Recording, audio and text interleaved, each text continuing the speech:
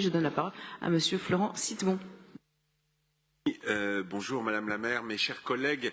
La ville de Paris s'est engagée avec conviction, détermination dans une politique d'accueil de réfugiés fuyant des situations de conflit et violence, arrivant en Europe et notamment en France surtout, depuis le début de l'année 2015.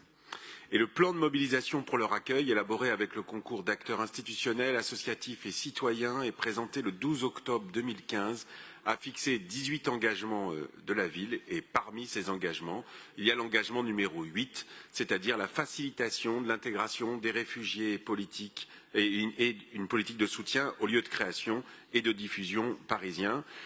Et cette délibération propose donc de soutenir l'association Atelier des artistes en exil. C'est effectivement une chose extrêmement importante pour les artistes en exil de pouvoir retrouver des possibilités de pratique, des échanges avec leurs pairs.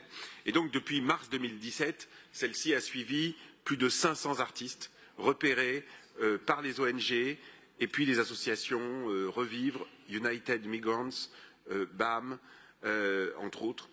Et les artistes déjà aidés cooptent, à l'intérieur de l'atelier des artistes en exil, cooptent aussi d'autres artistes en situation difficile. Ils peuvent également prendre des cours de français par les arts et être mis en relation avec des diffuseurs et avec des producteurs.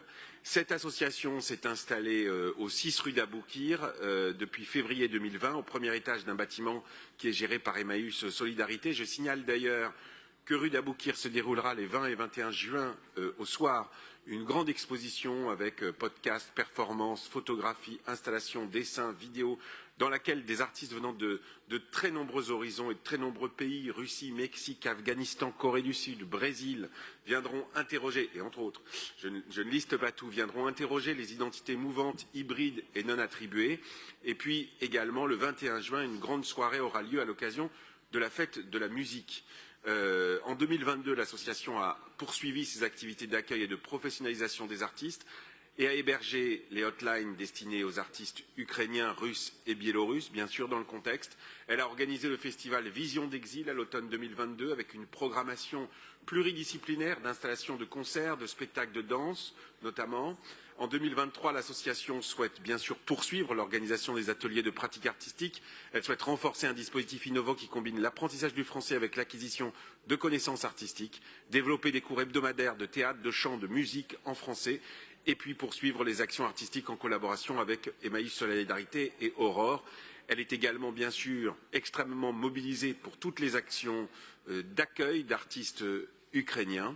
Et au regard donc de l'intérêt évidemment évident, culturel, social, artistique des activités menées par l'atelier des artistes en exil, je vous appelle, mes chers collègues, à voter évidemment favorablement cette délibération lui accordant 60 000 € de subvention.